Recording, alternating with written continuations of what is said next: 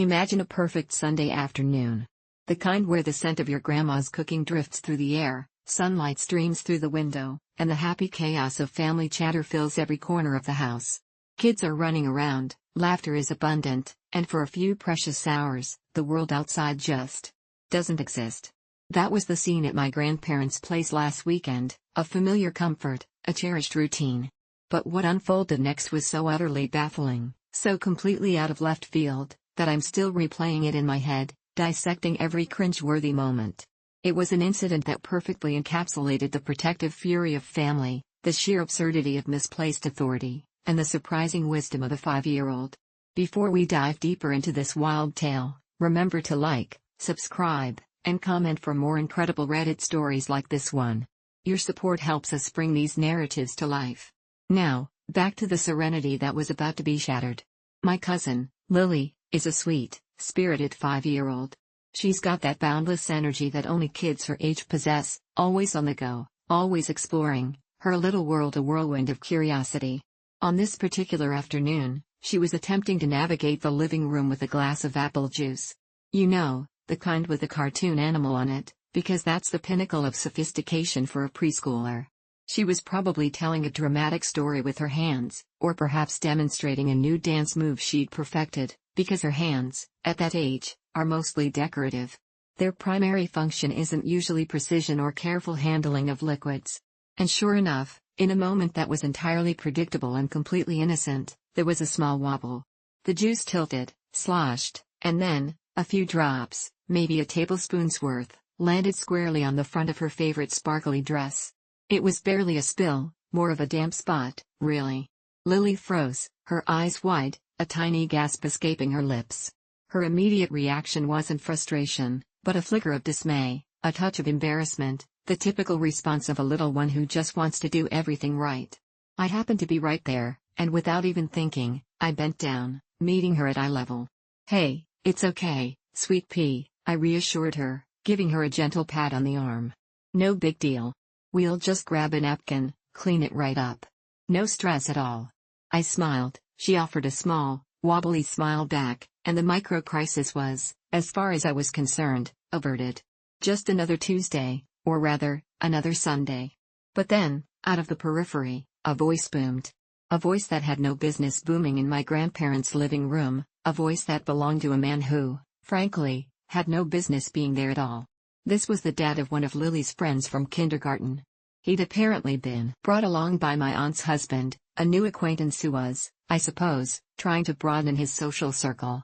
Why he thought a casual family gathering at my grandparents' house was the ideal setting to flex his parenting muscles is a whole other novella I wish I never had to read.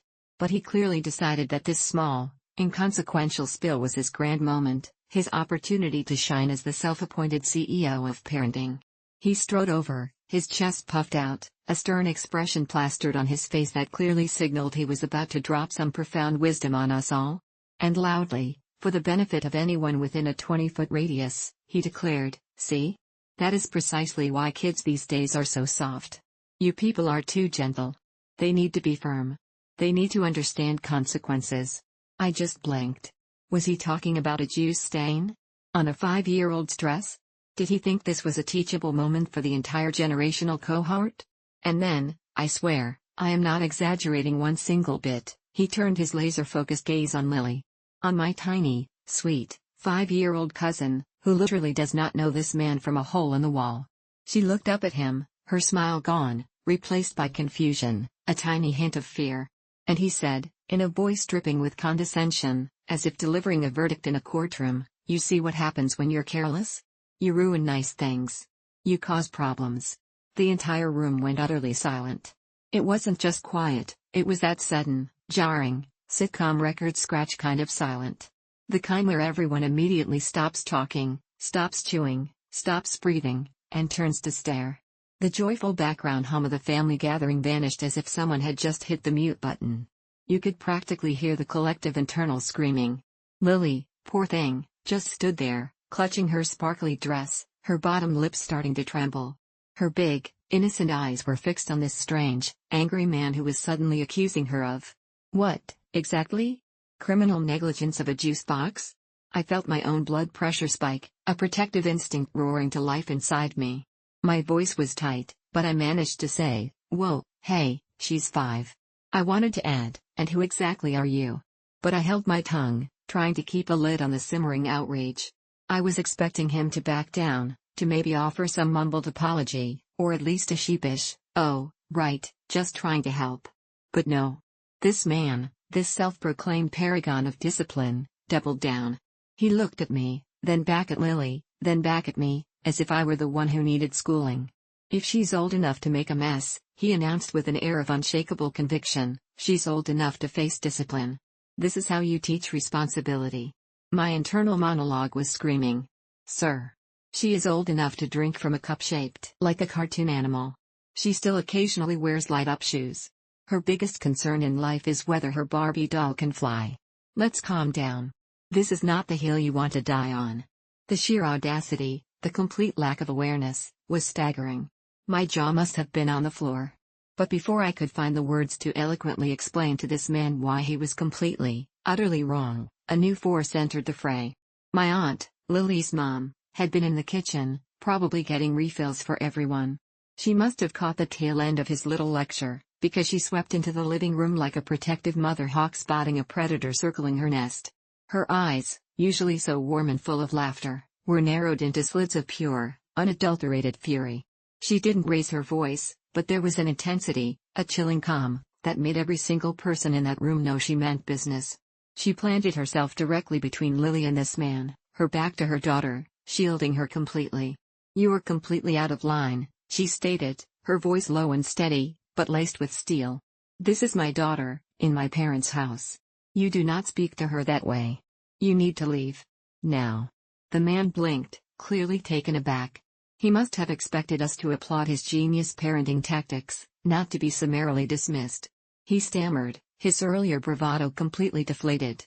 "Well, I was just trying to. Kids need to learn." My aunt cut him off. "Leave." There was no room for argument, no space for negotiation. It was a command. And to everyone's stunned surprise, he actually left. He muttered something about snowflake parenting and not wanting to live in a world where kids are coddled as he shuffled out the door, his little display of paternal wisdom utterly failing. He looked less like a stern disciplinarian and more like a disgruntled toddler who'd been told he couldn't have another cookie. The tension in the room slowly began to dissipate, replaced by a collective exhale of relief and a few hushed murmurs. My aunt immediately knelt down, pulling Lily into a tight hug, murmuring reassurances. I watched as Lily looked up at me from the safety of her mom's embrace, her eyes still a little wide, but the fear replaced by a glimmer of her usual impishness. She leaned in, just loud enough for me to hear over the returning hum of conversation, and whispered, her voice barely audible, "That man needs a nap." Honestly? She understood the situation better than he did. She wasn't traumatized, she wasn't broken by his harsh words. She was just confused by an adult who was clearly cranky and tired, projecting his own strange rules onto a harmless situation. It was a moment that perfectly highlighted the absurdity of it all, and the pure, unvarnished wisdom of a child who sees things simply for what they are. This incident, as annoying as it was, became a funny story we'll tell for years. It's a vivid reminder of the importance of boundaries, of protecting our little ones from unnecessary harshness, and of sometimes just letting kids be kids. It also showed me the power of a mother's protective instinct, and the unexpected insights you can get from a 5-year-old who just wants everyone to chill out a bit. What's the most outrageous parenting advice you've ever witnessed or received from a complete stranger? Share your stories in the comments below. We love hearing your perspectives and experiences. Don't forget to like this video, subscribe to our channel for more amazing Reddit narratives, and hit that notification bell so you never miss an upload. Thanks for watching, and we'll see you in the next story.